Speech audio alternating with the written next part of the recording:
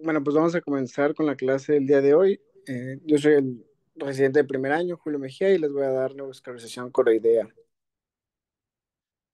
Bueno, para empezar la clase, quise nada más hacer un pequeño recordatorio poniendo en esta primera diapositiva lo que son, a manera de recordatorio, un esquema de las capas de la retina, a manera de diagrama ilustrativo y de un corte histológico, principalmente para saber exactamente dónde nos estamos situando. Entonces, nada más como recordatorio, pues recordar que de las capas de la retina pues son 10 desde la más interna hasta la más externa. Tenemos el epitelio pigmentar, la limitante interna, las fibras de nervio óptico, las células ganglionares, plexiforme interna, plexiforme externa, nuclear externa, limitante externa, la capa de conos y bastones y el epitelio pigmentario. Esto es importante porque vamos a poder recordar y vamos a poder ubicarnos exactamente dónde está esta afectación. Recordar que la neosclerosis coroidea, su principal mecanismo por el que se van a presentar, van a ser por una afectación o una injuria de lo que es el complejo epitelio pigmentario de la retina, membrana de Bruch y la capa coriocapilar. Y pues para hablar un poquito de la irrigación retiniana, es importante conocer la irrigación. Recordemos que la retina recibe irrigación a través de dos sistemas vasculares distintos, la circulación retiniana interna y la circulación coroidea externa. La interna, pues, viene de la arteria central de la retina, que es rama de la arteria oftálmica, que a su vez proviene de la carótida interna. Va a viajar dentro del nervio óptico, como vemos en la imagen de la esquina superior izquierda, hasta llegar a la papila, donde se va a dividir en las cuatro ramas principales, pues que ya conocemos: la temporal superior, la temporal inferior, la nasal superior y la nasal inferior. Estas a su vez se van a subdividir en capas superficiales y profundas, formando los plexos, plexo superficial y plexo profundo. Las capas a irrigar son la capa de fibras de nervio óptico, la capa de células ganglionares, la capa plexiforme interna, la capa nuclear interna y una parte de la plexiforme externa. Y hablando del esquema inferior de nuestra parte izquierda, pues es la circulación coroidea, que esta va a venir de las arterias ciliares posteriores cortas. Eh, eh, am- la literatura dice que son un promedio de 15 a 20, van a penetrar la esclerótica alrededor del nervio óptico, como vemos en el dibujo de la esquina inferior, las rayas punteadas negras. Eh, y pues vamos a ver que las capas de la coroide son cuatro: el plexo supracoroideo, la capa de Haller, la capa de Sattler y la coriocapilar. El plexo supracoroideo es la transición entre la esclerótica y la coroides, contiene las fibras de colágeno, melanocitos, fibroblastos y nervios. Y la capa de Haller, pues es donde se van a ubicar los vasos grandes, la de Sattler los vasos pequeños y medianos, y la coriocapilar vamos a encontrar capilares fenestrados que van a irrigar el EPR y los fotorreceptores.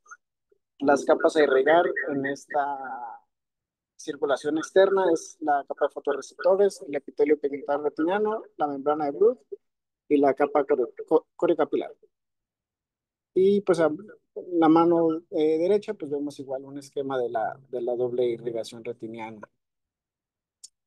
Ahora sí, para empezar con el tema, pues la neovasculación coroidea. La neovasculación coroidea implica el crecimiento de neovasos originados en coroides a través de un defecto existente o preexistente de la membrana de Bruch hacia el EPR. Va a estar localizada entre la coroides y el EPR, o también conocido como sub-EPR, o también entre el EPR y la retina neurosensorial. Va a ser la neovascularización subretiniana. Y esta neovascularización va a determinar el proceso, va a estar determinada por un proceso disforme en la membrana fibroscular subretiniana en forma de disco, y va a haber una progresión o una cicatriz que nos va a dar una pérdida de función macular. Entonces, como resumen, pues esta neovascularización va a implicar, como ya dijimos, el crecimiento de arterias y venas nuevas debajo de la retina o debajo del EPR.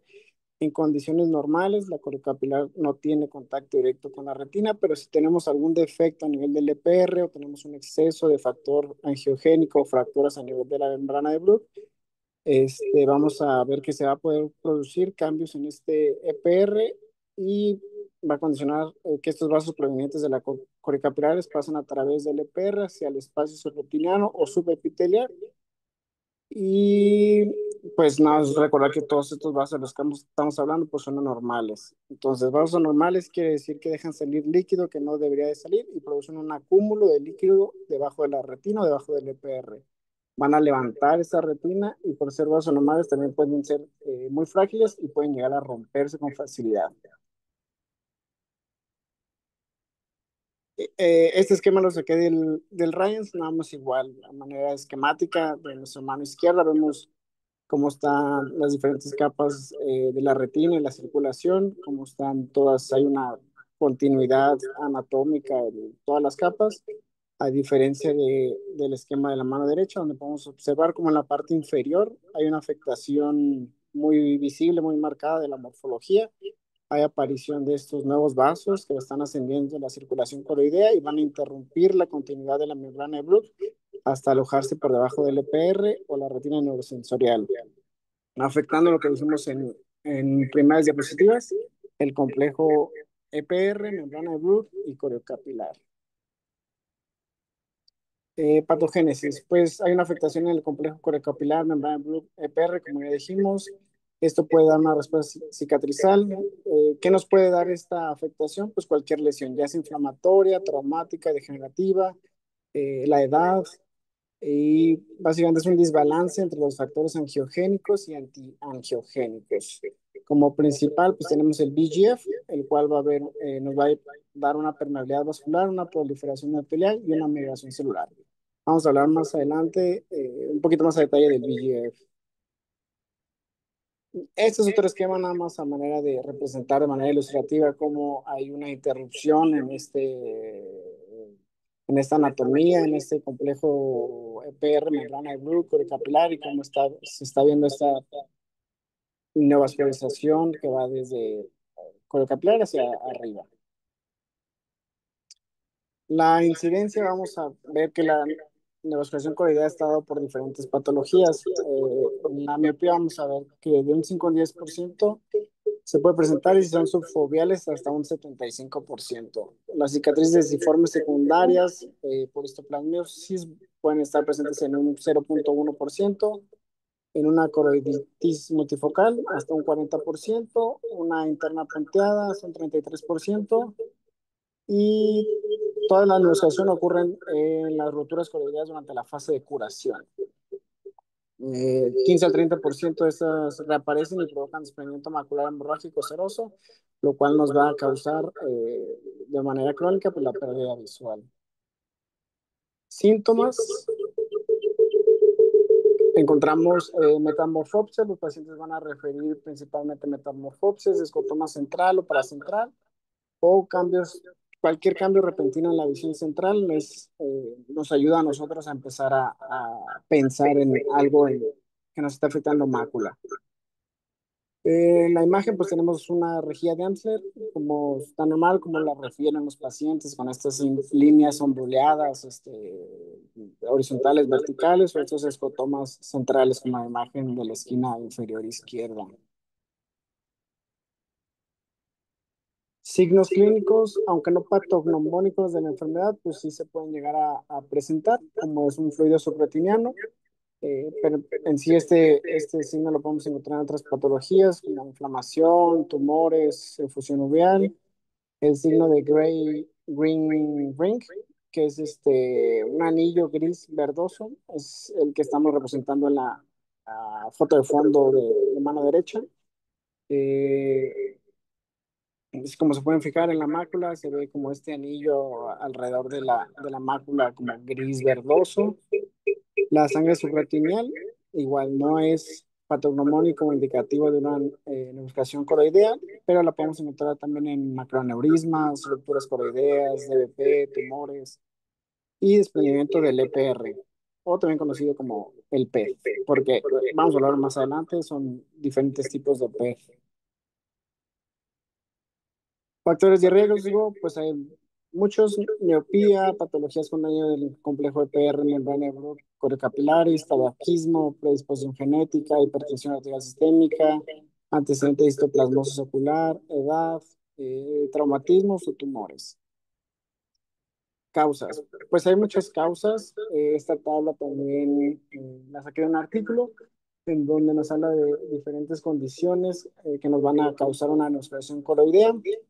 Principalmente lo que la literatura más menciona son las degenerativas. En primer lugar, la degeneración macular asociada a la edad y la miopía degenerativa. Sin embargo, pues no son las únicas. Hay que ser puntuales y claros en que existen más causas aparte de la de MA y de la miopía degenerativa, como pueden ser las estrellas angioides, problemas heredofamiliares, inflamatorios, tumores, traumatismos, entre otros. Ahora sí, hablando un poco de la angiogénesis, es importante hablar sobre qué es la angiogénesis, puesto que la neovasculación coroidea se debe justamente a esto, que es la formación de nuevos vasos a partir de vasos preexistentes. Eh, van a ser provenientes de células endoteliales diferenciadas y estas van a estar predispuestas a respuestas de estímulos como es una hipoxia, una isquemia, un estiramiento mecánico o una inflamación. Entonces, factores estimuladores de la angiogénesis, tenemos los que son de crecimiento y diferenciación, que es el VEGF, el factor de crecimiento fibroblástico básico y el factor de crecimiento fibroblástico ácido, los que inhiben la proliferación o incrementan la diferenciación, como la angiogenina o factores de crecimiento transformadores, y las citoquinas extracelulares, como las que nos van a dar proteólisis y regulación de la angiogénesis.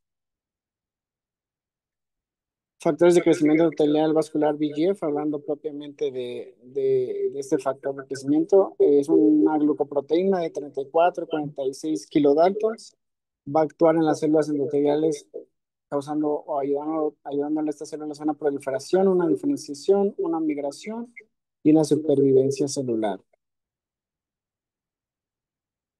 Y pues es una familia como tal, hay diferentes subtipos, el A, B, C, D, E y F, y también el factor de crecimiento placentario, el PGF. Vamos a ver que hay 7 isoformas y uniones al RNA mensajero. Los cuatro principales es el B121, 165, 189 y 206, y predomina el B165 en la neurosclerosis rotiniana. El B, D y el de crecimiento placentario nos van a ayudar a la angiogénesis. El A, B, E y el igual el placentario para ayudar a las células vasculares. Y el C y el D para las endoteliales linfáticas. Y bueno, este es un esquema a manera de representación de una célula endotelial, de cómo nos van a mostrar la cascada angiogénica. Vemos como la célula endotelial vascular en nuestra imagen de la mano izquierda representada en color rosa y en la mano derecha representada de color amarilla, van a contener estos receptores para factor de crecimiento endotelial vascular, entre otros, y ante acontecimientos como los que ya dijimos, principalmente hipoxia, se va a liberar este factor de crecimiento endotelial vascular y este factor se va a unir a los receptores específicos que dijimos y así activar a la célula y estas células producir proliferación, migración, proteólisis con la consiguiente formación de neovasos. Entonces va a haber una alteración de la membrana de Bruch, como ya dijimos, y bueno, la producción de estos neovasos que van a empezar a irrumpir entre el complejo. Para dar una clasificación, existen diferentes formas de clasificar a la neurocreación coreana. El libro de Rojas las clasifica según su situación anatómica, su ubicación, según la geografía y por OCT. Por situación anatómica tenemos que va a haber tipo 1, tipo 2, tipo 3. Por su ubicación vamos a ver que hay extrafobiales, yuxtafobiales y subfobiales. Las extrafobiales son cuando se presentan 200 o más micras del centro fobial. Las yuxtafobiales de 1 a 199 del centro de la fobia y las subfobiales completamente debajo de la fobia. Los tipos bueno, los tipos, vamos a ver que hay tipo 1, o también anteriormente conocida como oculta, la tipo 2, o conocida como clásica, y la tipo 3, conocida como una proliferación retinal angiomatosa o RAP.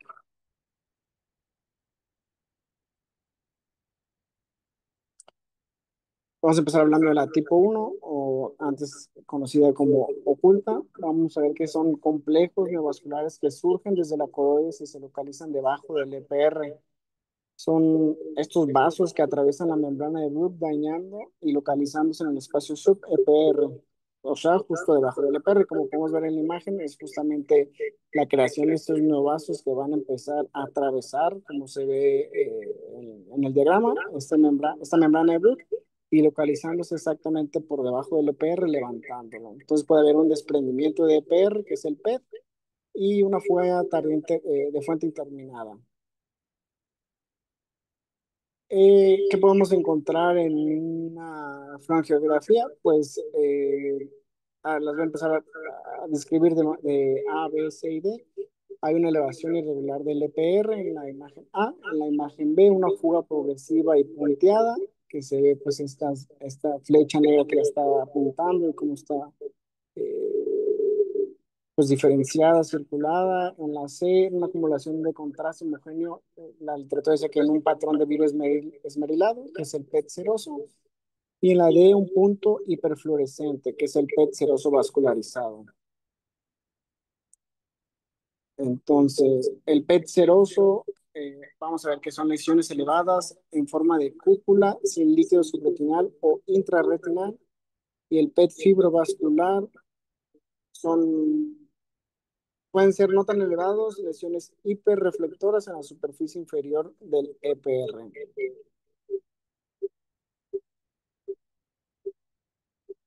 Este diagrama lo saqué igual del Ryans, donde hay un desprendimiento macular exudativo disiforme por una membrana vascular de una neovasculación coloidea tipo 1. Entonces, en el A vamos a ver un desprendimiento seroso de retina en fase temprana. En el B vamos a ver un desprendimiento seroso de retina. En la imagen o el diagrama C, desprendimiento seroso del EPR adyacente. En el D, un desprendimiento fibrovascular del EPR, desprendimiento exudativo del EPR adyacente. En el diagrama E, un desprendimiento seroso del EPR en forma multilobulada. Y en el F, un desprendimiento seroso del EPR suprayacente. Igual esta imagen también la saqué del Ryans, donde de manera esquemática nos da los patrones de desprendimientos serosos del EPR causados por membranas neovasculares. Ahí se me fue una M de más. Tipo 1 o sub-EPR. Vamos a ver que pueden ser desprendimientos del EPR que ocurren en el margen de la membrana o desprendimientos del EPR que recubren directamente la membrana neovascular. Y la tipo uno oculta de fuga tardía intermitente, vamos a ver que hay una hiperfluorescencia irregular, hay una demarcación de bordes pobres, los bordes van a estar mal definidos, hay una hiperfluorescencia en tiempos tempranos y hay una fuga de contraste tardía. Entonces, en esta frangiografía se ve como se ve esta pobre demarcación de los bordes en la imagen, en el corte superior derecho. En la inferior izquierda está esta fluorescencia desde etapas tempranas y en la última, pues esta fuga de contraste tardía.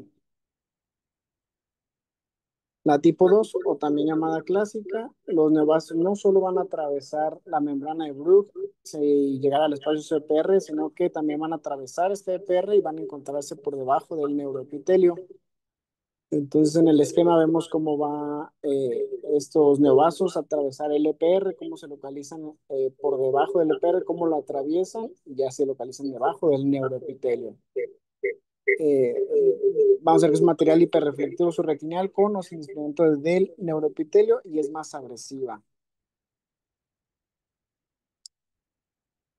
En una angiografía y en este OCT vamos a ver que hay una hiperfluorescencia en etapas tempranas, hay una correcta demarcación de los bordes, a diferencia de la pasada, que había una pobre demarcación de los bordes, y esta fuga progresiva que oscurece los límites.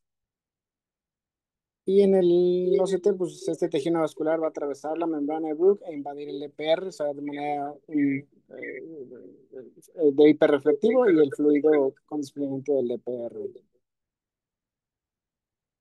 Y la tipo 3 o también conocida como proliferación retinal angiomatosa, Se origina a partir del plexo capilar profundo, se extiende anterior y posteriormente. Este es al reverso, en lugar de que sea de la córnea capilar es para arriba, es al reverso.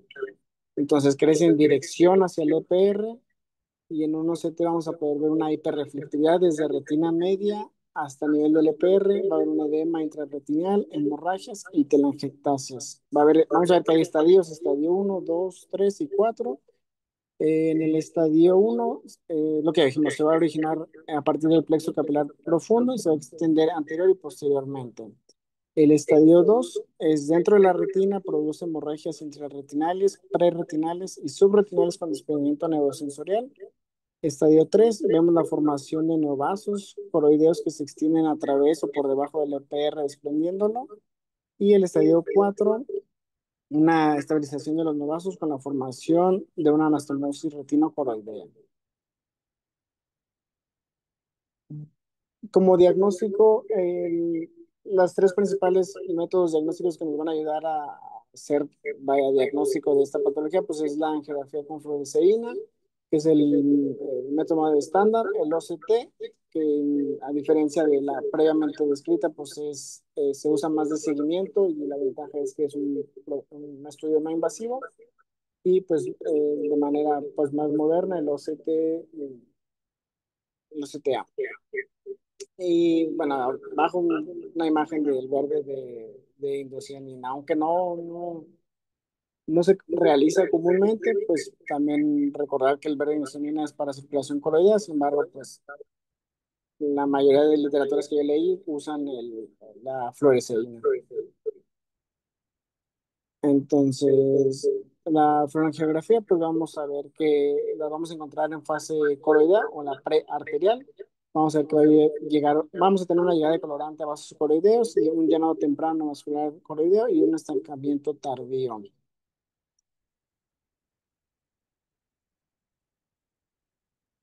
Eh, estos esquemas, pues es en la mano derecha tenemos una imagen de un capilar en la parte superior. De estos puntos verdes son representación de cómo viaja esta fluoresceína a través del vaso sanguíneo. Y en la parte de abajo vemos cómo este EPR, que es una barrera que normalmente va a impedir que el colorante escape de vasos coroideos y penetre la retina. Vemos como cuando hay lesiones en el EPR o los vasos de retina están, digamos, de enfermos, hay localización anormal de pues, este colorante. Entonces hay una fuga de las moléculas de la fluoresceína.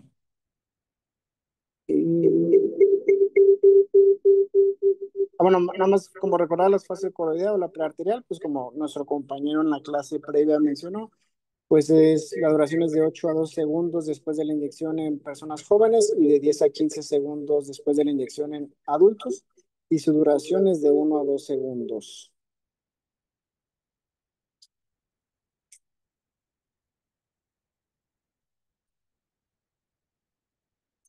Y para la interpretación de esta fluorangiografía, es importante abocarnos a las fases tempranas y tardías, lo que ya dijimos previamente. En la fase coroidea vamos a ver, o también conocido como prearterial o temprana, el colorante va a llegar más rápido a la coroides, y en el fenómeno de escape o de estancamiento, los vasos anormales que dejan salir el colorante, pero el colorante se queda atrapado. Y vamos a ver dos fenómenos, el fenómeno de hipofluorescencia y el fenómeno de hiperfluorescencia. En esta frangiografía de foto de fondo de ojo de mano derecha, vamos a ver una zona de hipofluorescencia subretiniano. Vemos cómo hay vasos de retina que pasan por encima de la zona de hipofluorescencia y aparte la zona de hiperfluorescencia visible en el borde. Este esquema igual lo saqué del Ryans, nos daba el ejemplo de un paciente de 70 años con pérdida de visión central por una membrana neovascular coroidea tipo 1. Las flechas van a darnos la localización específica de la membrana neovascular. Vamos a ver que hay un desprendimiento seroso de retina que recubre esta membrana neovascular sub-EPR. y los puntos negros van a ser representación de las moléculas de fluoresceína administrada que van a ingresar a la circulación coroidea y va a haber una perfusión hacia esta membrana neovascular. En la 2 esta membrana neovascular, vamos a ver sus detalles visibles por la fluoresceína, y en la 3 pues esta filtración de tinte desde la membrana neovascular que va a teñir este exudado. Y la angiografía por OCT, que es pues lo más nuevo, va a permitir diferenciar los distintos plexos capilares, va a haber limitación, sí, porque hay un campo de visión limitado y una incapacidad de mostrar las fugas. Las ventajas es que no requiere inyección de colorante y hay una sensibilidad del 50 al 100%.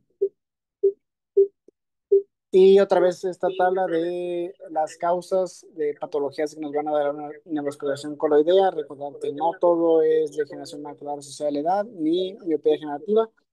Yo voy a hablar de otras tres más, nada más para conocer un poquito más. Hay, hay una clase específica de EMA y una clase específica de miopía degenerativa, donde ahí nos van a platicar un poquito más. Entonces, en las estrías angioides,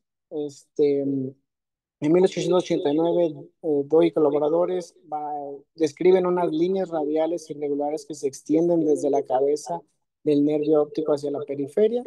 En 1892, Knapp y colaboradores le dan el nombre de estrías angioides por apariencia vascular. Y en 1917, Kofler y colaboradores describen cambios a nivel de la membrana de Bruch. Los siguientes son dehiscencias irregulares similares a grietas en la membrana de Bruch. Va a haber una degradación atrófica del EPR y una afectación en la lámina de la membrana de Bruch, una desintegración de las fibras elásticas y depósitos de calcio. Esta es en su mayoría sintomático, nada más va a dar síntomas cuando hay afectación en fobia o cuando ya está como tal la neovascularización coroidea.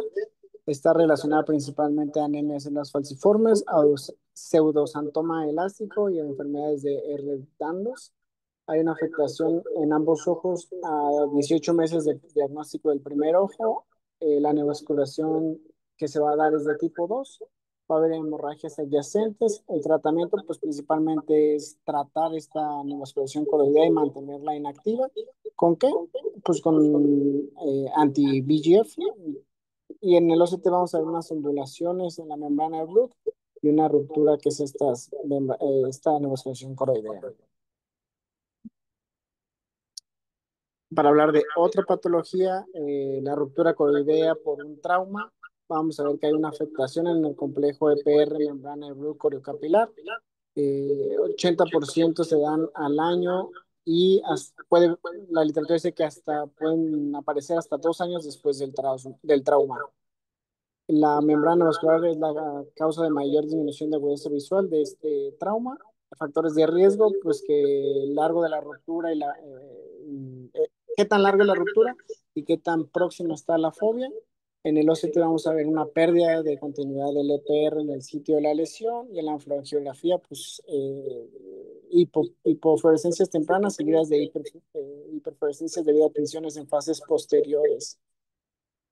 Vamos a ver que hay dos tipos de ruptura directa e indirecta. La directa es cuando el lugar del impacto es en paralelo a la hora serrata y retina periférica, que es en un 20%, y la indirecta es lejos del lugar del impacto, concéntrica al nervio óptico en forma de media luna, que es un 80%. Factores de riesgo: edad mayor de 65 años, ruptura cercana a la fobia, longitud de la ruptura mayor a 2.35 milímetros y que la localización sea próxima a la fobia. Y pues en las imágenes vemos en la superior derecha que hay una lesión yuxtafoveal en área de ruptura coloidea con fluido subretiniano, que corresponde a esta neovascularización. Y en las inferiores la angiografía con fluoresceína que nos da las fugas de contraste en fases precoces de la lesión neovascular. Y la vasculopatía polipoidal coroidea. En 1892, el doctor Janussi describió lesiones vasculares subretinianas asociadas a desprendimientos serosos y hemorrágicos del EPR. Vamos a ver que hay una predilección por el sexo femenino, se va a dar más en pacientes afrodescendientes, en edad media, y la fisiopatología es desconocida con exactitud, va a haber una propensión de de la vasculatura coroidal a la dilatación y una formación de aneurismas. Y en el OCT vamos a poder observar conductos pequeños de coriocapilares que terminan en dilataciones saculares o pólipos debajo del EPR. Y este es un artículo del Everest 2 en el que se hizo una comparación de tratamiento para la vasculopatía polipoidal coroidea con un antiangiogénico solo o con antiangiogénico con con terapia de fotodinámica con con beta-porfina. A manera de conclusión, la terapia combinada usaron ranimizumab con esta terapia fotodinámica fue más efectiva que la monoterapia ya que ofrecía mayores mejoras de la agudeza visual y una mayor probabilidad de reversión completa de estas lesiones polipoidales, además de requerir menos dosis en el tratamiento. Se administró ranimizumab a 0.5 miligramos intravíteo en el día 1, en el mes 1 y en el mes 2. Fue un ensayo clínico autorizado multicéntrico fase 4 en junio del 2020. Tratamientos existentes para la nebulización coroidea. Vemos que hay, anteriormente se usaba lo que es el láser, la terapia fotodinámica y hoy en día lo que más se utiliza son estos anti-VEGF. El láser se empezó a usar, la literatura dice que entre los años 1968 y 1970, el objetivo de esta terapia era intentar quemar los neovasos, se buscaba detener el crecimiento de los neovasos, pues sin embargo había áreas de la retina sana que se ven comprometidas. Había una afectación tisular. En el año 2000, aproximadamente la terapia fotodinámica con el verde de beta-porfina iniciaba. Se usó como una forma no destructiva de tratar de detener o destruir estos neovasos. Se inyectaba el colorante y después de 15 minutos el colorante se unía a las lipoproteínas de los vasos anormales y se aplicaba luz de láser frío que activaba el colorante y producía liberación de radicales libres, lo cual dañaba el endotelio vascular de estos vasos nuevos o estos neovasos y favorecía su trombosis. Se decía que 80 segundos era lo que se tenía que hacer la terapia. Había una hipoperfusión coroidea con una remodelación vascular y el láser, pues un láser frío micropulsado. Y en el año 2004-2005 empezaron con esta terapia antiangiogénica con medicamentos pues totalmente nuevos que actuaban como un antagonista totalmente del crecimiento de la neoplasia o de la cascada de la terapia de la cascada de angiogénesis. Y pues de la historia de los antiangiogénicos, en 1983, Deborah aisló el VEGF como factor de permeabilidad vascular. En 1984, China aisló la primera molécula promotora de angiogénesis. Y en el 89, pues Ferrera identifica el VEGF como el estimulador más potente de crecimiento vascular. Tenemos diferentes tipos de antiangiogénicos. El Macugen o el Pegatanib sódico fue pues, el principal que se empezó a usar. La FDA lo aprobó en el 2004 para la afección macular relacionada a la edad exudativa. Es un oligonucleótido de 28 bases RNA y selectivo para la isoforma BGF-165. El estudio Vision dio la conclusión de que se hizo cada 6 semanas por 2 años y había una disminución de la pérdida de agudeza visual menor a 3 líneas a 2 años. Luego siguió el ranimizumab o el Lucentis, eh, igual un anti-VEGF de 48 kilodaltons unido a la isoforma VEGF-A que penetra retina hasta coriocapilares, reduce la permeabilidad vascular y la formación de neovasos y la FDA lo aprobó para la degeneración macular relacionada a la edad húmeda. Este antiangiogénico es de los que más estudios retrospectivos tiene.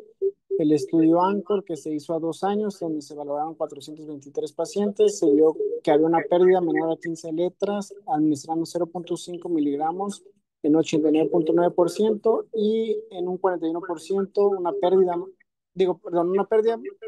menor de 15 letras en un 89.9% y una ganancia de 15 letras en un 41% administrando la misma cantidad de medicamento.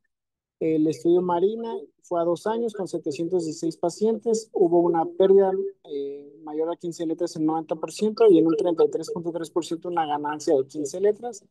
Y el estudio Pronto, igual a 2 años con 40 pacientes. Esta valoró el criterio de la cantidad de inyecciones que se debía hacer, de a 3 mensuales, 0,5 miligramos, hubo un 95% de pérdidas menores de 15 letras y una ganancia en un 35% de más de 15 letras.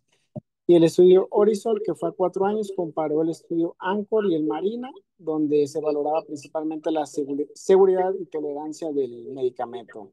Con un total de 3.552 inyecciones, decía que nada más hubo un caso de endoftalmitis como lo más grave.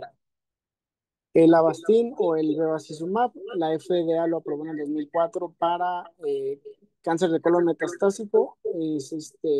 Se une a las isoformas VEGF-A, pues, de 149 kilodaltons, y la administración intravítrea, la literatura dice que está off-label, que dice, sí hay, se refiere a que sí hay, no hay tantos estudios que demuestren que hay seguridad para administrarlo intravítreos. Sin embargo, sí se ha visto una mejoría, pero como tal no está indicado para aplicaciones intravítreas. El tiempo medio en cavidad vítrea es de 30 días, la dosis varía de 1,25 a 2,5 miligramos para la administración coroidea y la vida media sistémica es de 20 días post aplicación. Tengo entendido que acá en Guatemala, en la clínica del doctor, lo que ponen es Avastin. Y el estudio CAT comparó el Lucentis con el Avastin para neoplasia coroidea por degeneración macular relacionada a la edad. En un estudio de 2 años, con un total de 1.107 pacientes, hubo una inyección mensual de Lucentis con una pérdida mayor de 15 letras del 93,3% y una ganancia del 32,8%. Y el Avastin tuvo una pérdida menor de 15 letras de un 84,5% y una ganancia de 15 letras de un 31,8%. Y el Wetley o el aflibercept, la FDA lo aprobó para la membrana neovascular por degeneración macular relacionada a la edad. Va a inhibir al VEGF-A, VEGF-B y al de plaquetas. Y ahí se vio que hay un mayor tiempo de duración de hasta 10 semanas de su vida media. Los estudios VIEW 1 y VIEW 2 compararon la aplicación de 0,5 miligramos de aplicación mensual y 2 miligramos mensual, y hubo una disminución de la frecuencia de la aplicación sin caer la agudeza visual y una resolución del engrosamiento macular por esta membrana neovascular. Y a manera de conclusión, pues eh, no toda membrana neovascular, no toda neovascularización coloidea es de MAI. Es importante individualizar al paciente. Ya vimos que hay diferentes patologías que nos van a presentar o que nos van a dar, nos van a condicionar a que haya una neovascularización coloidea. Recordemos que es la alteración en el complejo EPR membrana de Blood coroides. El tratamiento de elección hoy en día son la terapia con anti-VEGF y el resultado final de una neovascularización coroidea no tratada es la formación de estas cicatrices fibróticas o también conocida como una cicatriz deciforme que de manera crónica nos va a dar una pérdida permanente de la visión central. Y como diagnóstico, pues siempre la clínica, la fluoroangiografía, el OCT y lo nuevo, el OCTA. Estas son mis bibliografías y sería todo.